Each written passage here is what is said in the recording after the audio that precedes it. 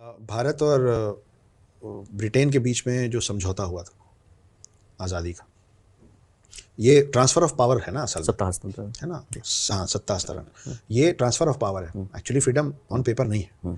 तो उस पर आप एक किराए का घर लेने जाते हैं तो उसमें 15 पन्ने का क्लॉज और आप ये कर सकते हैं और कील नहीं ठोक सकते हैं और रहता है ना। इनफैक्ट प्रॉपर्टी भी खरीदते तो 100 साल के लिए, जैसी कुछ बहुत सारी चीज़ें, सुना है मैंने हाँ, किसी जी। हर चीज़ पे इतने इतने पन्ने होते हैं। पूरे देश का ट्रांसफ़र ऑफ पावर हो रहा था, तो पेपर वर्क हुआ था, उसको कहते हैं ट्रीटी। उस ट्रीटी में अनगिनत पॉइंट्स हैं, लेकिन उसमें एक बड़ा कमाल का पॉइंट है। वो पॉइंट ये है उनकी तरफ से, ब्रिटिशर्स की तरफ से, कि सुभाष चंद्र बोस जब भी भारत लौटेंगे आप उनको हमारे हवाले कर देंगे, जीवित या मृत। आप उनका बॉडी हमको दे देंगे, क्योंकि, और हम उसमें लिखा हुआ है कि क्यों वो बॉडी आप इसलिए देंगे, क्योंकि हम उस आदमी के बॉडी को प्रिजर्व करके ब्रिटेन के म्यूजियम में रखेंगे, ताकि हमारे आने वाली जनरेशन और पीढ़ियों को ये समझ में आया कि पूरे भारत में हमसे ज़्यादा स्मार्ट आदमी कोई नहीं था, हमको कोई कभी चकमा नहीं दे पाया। ये देखो, ये था जो सबसे तेज था, देखो ये म्यूजियम में पड़ा है हमारे। अब सुभाष चंद्र बोस बंगाली ब्राह्मण थे, हमारे में मृत्यु के बाद अंतिम संस्कार बहुत जरूरी है, नहीं तो मोक्ष की प्राप्ति नहीं होती है, अंत्येष्टि होना जरूरी है। आप उस आदमी का शरीर को ले जाके म्यूजियम में रख देंगे तो उसके साथ तो गलत हो जाएगा ना। राइट। ये बात सुभाष चंद्र बोस को पता थी कि ये जो ट्रीटी जिन लोगों ने साइन किया है, मैं नाम नहीं लूंगा, उन्होंने ये भी, इस पे भी हाँ कराएंगे। तो मैं जब भी देश जाऊंगा उस पन्ने के हिसाब से, और उस पन्ने को अगर वो नकार देंगे तो देश की के उस पे अस्मिता पे सवाल उठ जाएगा ना, कि लिखित नहीं मानते हो तुम। तो वो बोले कि जैसे भी रहूंगा कोई बात नहीं है, अगर देश के लिए ये करना पड़ रहा है तो ये भी सही, लेकिन उसमें ये तो नहीं लिखा था ना कि मैं मिल ही जाऊंगा।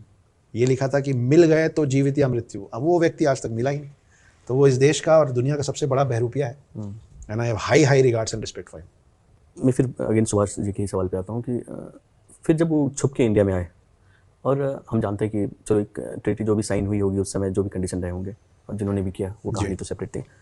अभी ये सवाल है कि अब तो एक डेमोक्रेटिक सरकार है यहाँ पे, और भारत स्वतंत्र राष्ट्र तो है ही, तो क्या फिर भी उनको छुप के रहने की जरूरत है? जब इंदिरा गांधी और उनको सबको पता था कि गुमनामी बाबा सुभाष बाबू ही हैं, तो फिर उनको छुप के रहने की क्या जरूरत थी?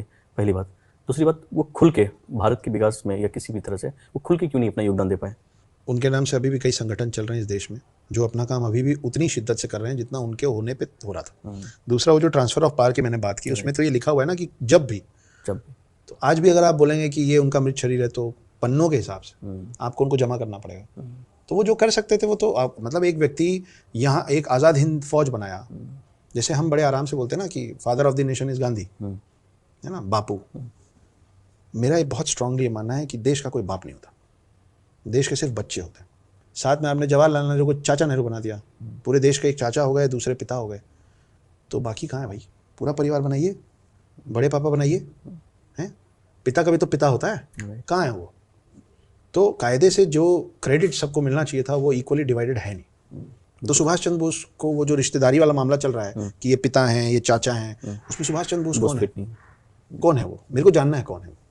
बड़े पापा हैं, छोटे चाचा हैं, उनको क्यों नहीं मिला? मतलब तो गलत है। ठीक है, अभी तो